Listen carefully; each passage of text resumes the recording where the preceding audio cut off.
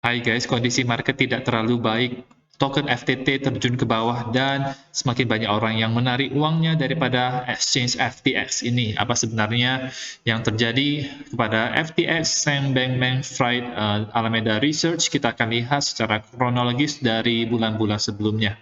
Nama saya Kelby dan saya menyajikan informasi seputar fundamental, technical, dan on-chain analysis. Tonton video ini sampai akhir agar informasinya lengkap dan bermanfaat. Klik like dan subscribe untuk mendukung channel saya. Kita akan lihat dulu token FTT ini turun 16% dalam 1 jam, ya, jam yang tadi ke daerah 17,9 dolar, dan exchange FTX sekarang juga dalam masalah yang sangat besar sekali. Orang-orang banyak yang menarik uangnya daripada exchange ini, dan kemarin saya cek ketika saya mengetik untuk video ini, jumlah uang yang berada di FTX masih ada sekitar 600 jutaan dolar, sekarang berkurang 20% ke 500 jutaan dolar, ya.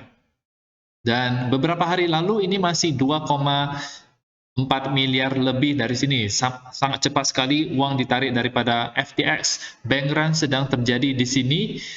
Teman-teman, di video sebelumnya juga saya sudah himbau kepada teman-teman untuk menariknya karena FTX sekarang lagi berusaha untuk menambalnya, dan kemungkinan dalam beberapa hari ke depan, waktu ke depan, FTX akan mengumumkan tidak bisa withdraw daripada exchange ini, ya teman-teman. Oke. Kita akan lihat dulu kondisi market di Bitcoin dan pasar saham dan indeks mata uang. Untuk Bitcoin tidak terlalu baik, ya teman-teman. Kita lihat hari ini terjadi penurunan yang sangat kuat sekali. Kalau bertahan dalam kondisi seperti ini, close nanti jam 7 pagi, maka ini akan menimbulkan bearish crossover daripada MACD-nya. Ada bearish divergence, RSI-nya juga melewati daerah 50, dan ada di market cipher-nya ada red dot di sini. Jadi kondisi sangat bearish sekali untuk time frame daily-nya. Untuk time frame yang lebih kecilnya, ada bawah sedikit daripada garis support di sini di 19.400-an. Kita tidak tahu next-nya bagaimana. Masih dalam posisi bearish, masih dalam posisi turun.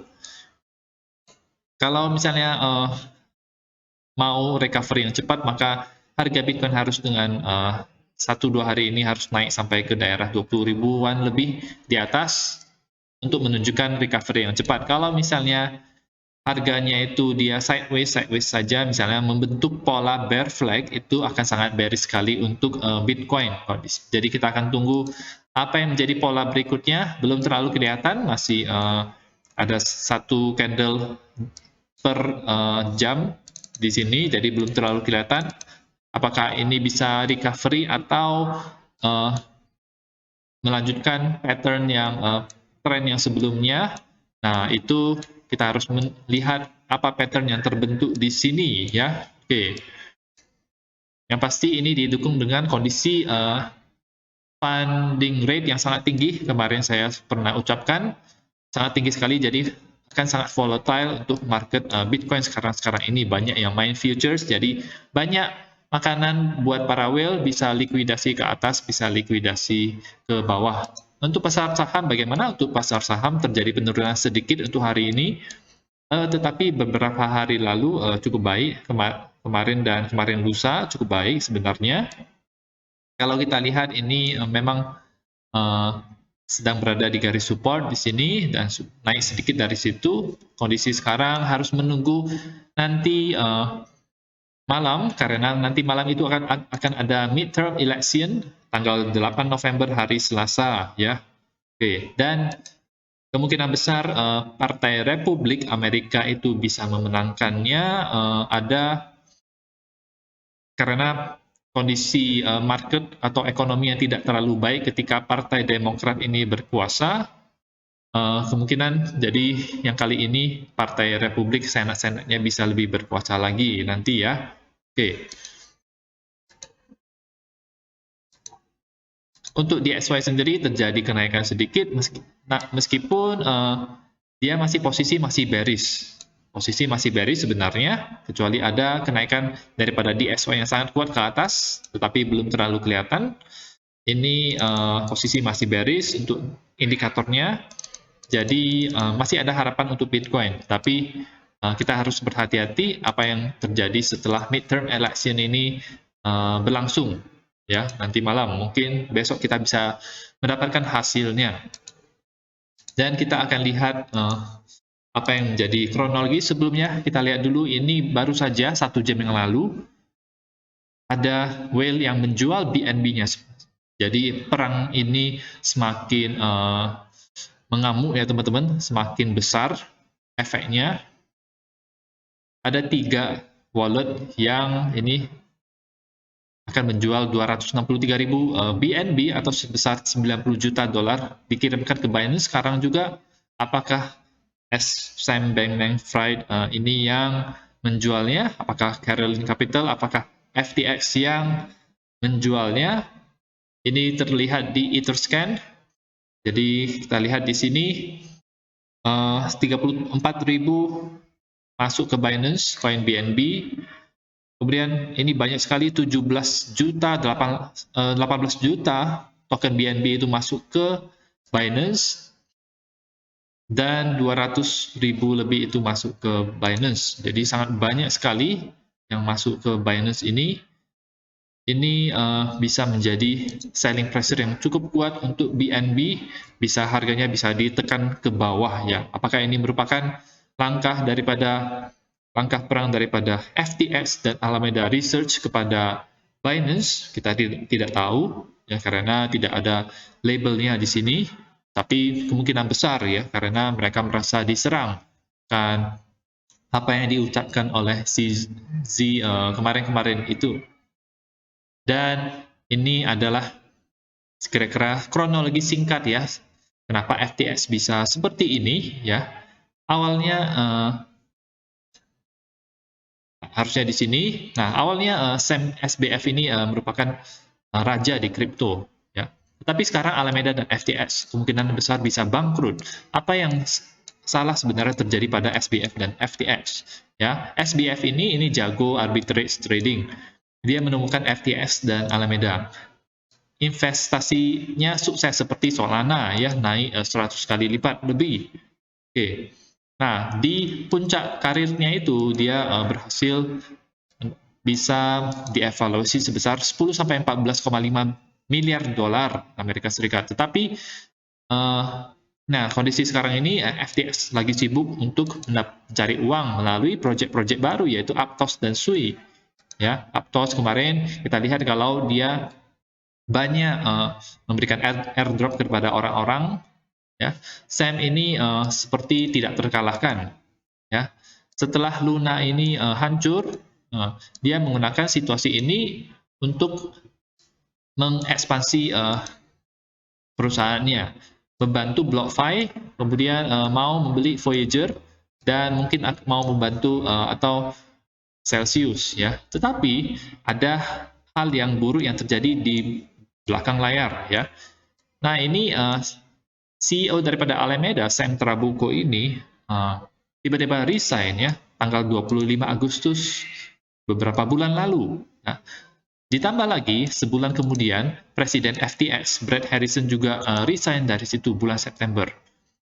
Resign ini menunjukkan bahwa FTX ini ada masalah hukum ya.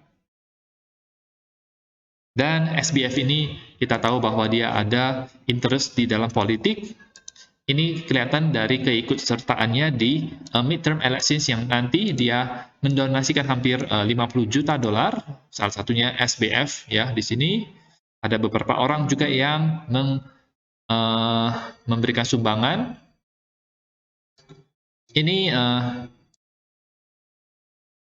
Ini datang setelah rencana dia untuk mendonasikan 1 miliar dolar pada pemilihan umum Presiden 2024 nanti. Jadi Sam ini suka sama politik ya. Nah, oke. Nah, terus ada bill yang kemudian bocor ya, bocor gitu. Sam ini kelihatan kalau dia mensupport bill ini ya. Padahal dari bill ini itu bisa memberikan ancaman kepada DeFi. Jadi koin-koin Aave, MakerDAO, Synthetix mungkin juga dan lain-lain itu bisa terancam karena adanya bill ini atau semacam proposal melakukan untuk melakukan peraturan yang baru di situ ya. Nah, beberapa figur-figur di kripto seperti BitBoy ini dia mengutarakan akan ketidaksetujuannya akan SBF yang mendukung bill ini ya, karena SBF semacam membuat kripto semakin tersentralisasi kalau misalnya ada bill semacam ini. Tapi justru kripto itu ya dia harusnya sifat naturalnya adalah decentralized ya. Eric Furhes juga dia mempertanyakan SBF dan membuat SBF tidak bisa berkata apa-apa ya ketika interview ini berlangsung ya. Nah, dia menanyakan apa perbedaan dari email dan AV ya, dan SBF tidak bisa menjawabnya. Oke. Nah, kemudian persepsi publik terhadap SBF ini langsung berubah dan orang-orang mulai berpikir bahwa Sam ini tidak pro kripto ya, dia cuma mau hanya menguasai saja, centralized gitu.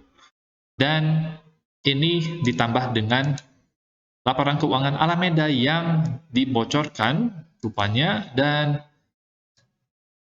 mereka rupanya banyak yang mengontrol token, dan token-tokennya itu di-print dengan sesuka hati mereka ya. Jadi ada ketidakberesan yang terjadi di dalam bisnis Alameda ini ya. Nah, orang ini cukup baik di dalam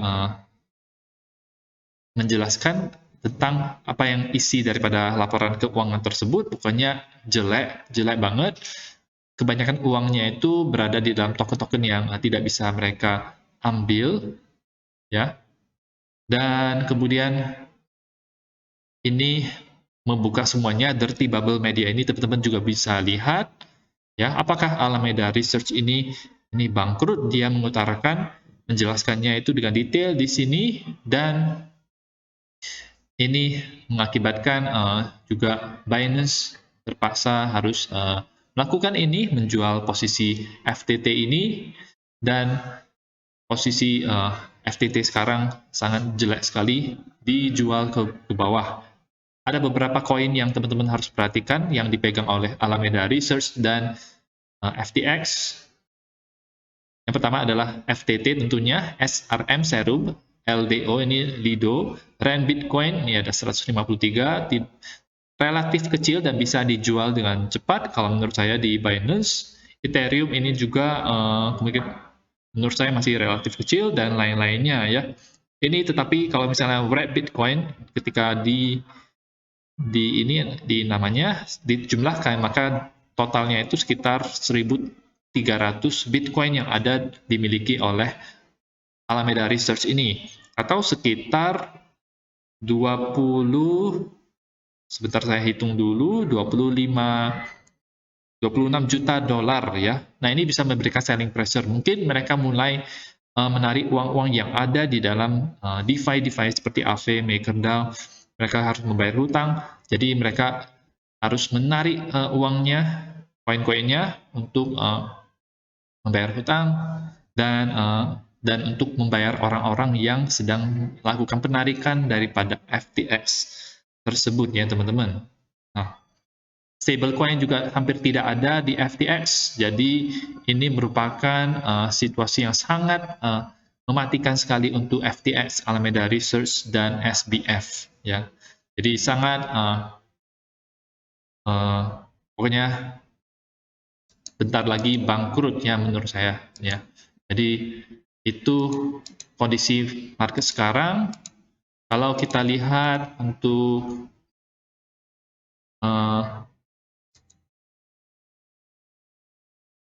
ininya,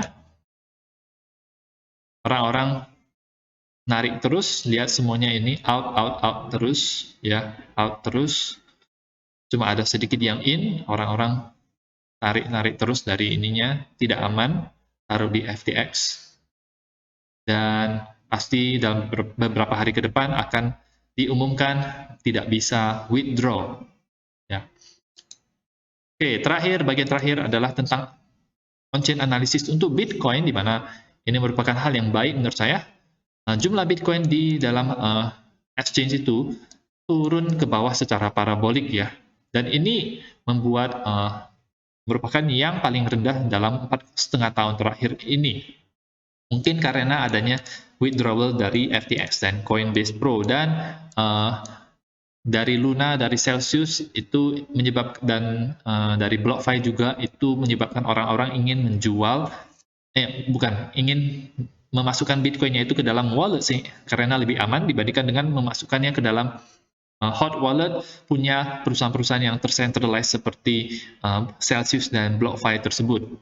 Ya, itu ada ikut andilnya juga di dalam pengurangan jumlah Bitcoin di dalam exchange reserve-nya. Dan kemarin juga terjadi penurunan yang cukup banyak, 39.000 Bitcoin dikeluarkan dari exchange dalam satu hari, turun sampai ke sini. Jadi secara jangka panjang ini bullish ya, tapi tidak bisa menjadi prediksi untuk jangka pendeknya itu bagaimana ya. Jadi itu saja untuk informasi pada hari ini. Kondisi sekarang masih bearish sebenarnya, belum ada tanda-tanda akan ada bounce, meskipun ada yang namanya bullish divergence yang terbentuk cukup kuat sekali. Kalau kita lihat dari sini cukup kuat sekali menurut saya, karena harga turun di sini tapi RSI-nya itu masih lebih tinggi dibandingkan dengan ketika dia berada di sini, dan market cipher juga berkata hal yang sama di sini. Kalau misalnya ada penguatan, maka ini akan sangat kuat sekali ya. Oke, itu saja informasi pada hari ini. Semoga bermanfaat. Teman-teman bisa dukung channel saya dengan mengklik like dan subscribe, dan nantikan video saya selanjutnya.